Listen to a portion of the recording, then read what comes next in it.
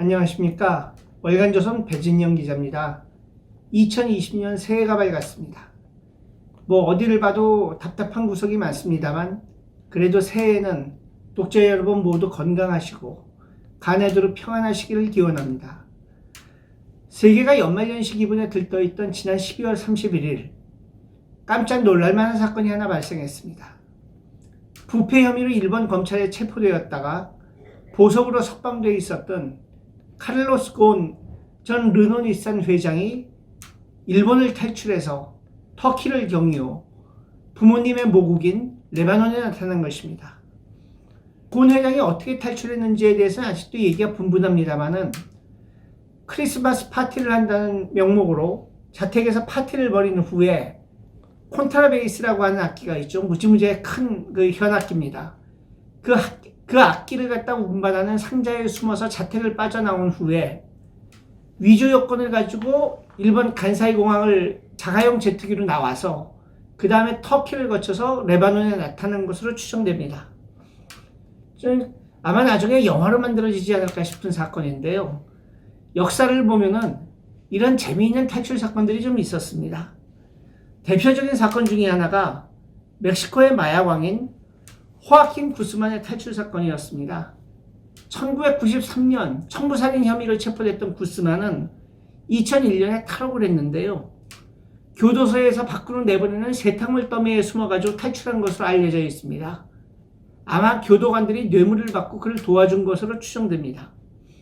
그 후 그는 13년 동안 숨어 살면서 마약왕으로 군림했는데 2009년에는 포브스에서 그를 갖다 세계의 500대 부호 중에 한 명으로 선정하기도 했습니다.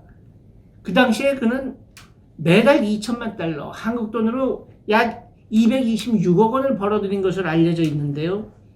2014년 2월 멕시코 정부군과 미국 마약 단속국 직원들에 의해서 체포됐습니다.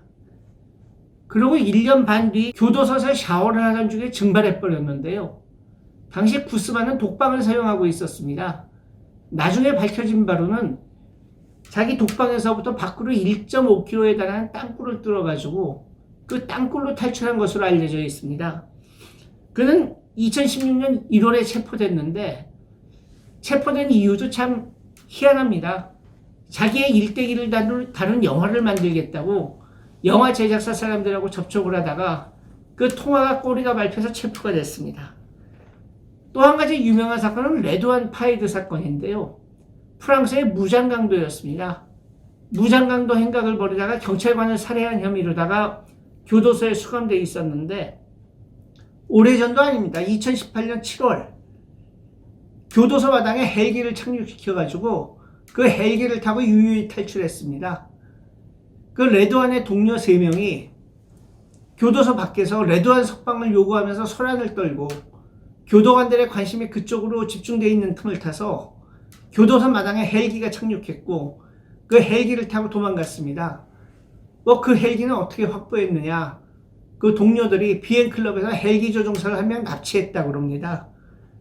이 레드완은 탈출하기 전에 레드완의 동료들이죠. 드론을 이용해 가지고 탈출 경로까지 미리 확인해보는 아주 그냥 그 치밀한 사전 준비를 했었다고 그러는데요. 석 달 후에 체포됐습니다. 이 레드완 파이드는 2013년에도 교도소에 수감되어 있다가 밀반입한 다이너마이트로다가 교도소 철문을 갖다 폭파시키고 탈출했다가 6주 후에 체포된 전력이 있습니다. 이런 탈출 사건 중에서는 유명한 정치범이 탈출한 사건도 있었습니다. 바로 43년에 있었던 무솔리니 탈출 사건인데요. 무솔리니는 그해 7월에 이탈리아 수상직에서 해임돼가지고 그란사소 산맥의 호텔에 감금되어 있었습니다. 이 소식을 듣고 격분한 히틀러가 오토 스코르첸이라고 하는 무장 친위대의 특공대 전문 아주 특수작전 전문 장교를 갖다 보내가지고 이 호텔을 급습 무솔리니를 탈출시켰죠. 그래갖고 무솔리니는 그 후 한 1년 반 정도를 갖다가 히틀러 괴뢰 정권의 정부 수반으로 있다가 1945년 4월 빨치산들에 의해서 사살됐습니다.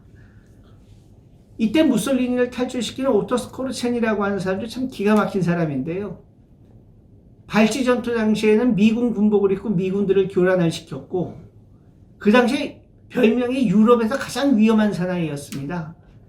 전쟁이 끝난 후에 지명수배가 됐지만은 미군의 추적을 피해서 탈출해가지고 스페인에서 사업가로 성공하면서 아주 편안한 말년을 보냈는데 나중에 알려진 바로는 그 사람이 갖고 있던 정보를 갖다가 미국에 제공해주고 미국의 비호를 받았다고 합니다. 그 밖에도 외국에 보면 희한한 사건들이 많았습니다. 페루에서는 어떤 죄수가 자기 형 보고 면회오라고 한 다음에 형한테 수면제를 먹여서 잠들게 하고 자기가 형인 척하고 탈출한 사건이 있었고요. 미국에서는 어떤 죄수들이 석방명령서를 위조해가지고 당당하게 교도소 정문을 갖다 걸어나간 사건도 있었다고 합니다. 러시아에서는 좁은 배식구를 통해서 탈옥한 사람이 있었고 미국에서는 클린턴 교도소라고 하는 데에서 죄수 2명이 내연 관계에 있었던 여자 교도관의 도움을 받아갖고 탈출한 사건이 있었다고 합니다. 멕시코에서는 또 교도관이 여자 죄수들의 미인기에 빠져갖고선 탈출을 시킨 사건도 있었다고 그러네요. 참 뭐 별의별 사건들이 다 있죠. 카를로스 곤 회장의 탈출 사건 어떻게 마무리될지가 모르겠습니다만은 이 사건을 가지고 앞으로 일본에서는 상당 기간 동안 여러 가지로 뒷얘기가 많이 나올 것 같습니다. 그리고 제가 생각하기에는 수년 내로 헐리우드에서 반드시 영화화되지 않을까 싶습니다. 예, 뭐 이런 가벼운 얘기로다가 하늘 시작했습니다만은 좀 무거운 일들이 많이 보이네요. 그래도 희망을 잃지 말고 하여튼 기운찬 새해를 맞이하시길 기원하겠습니다. 감사합니다.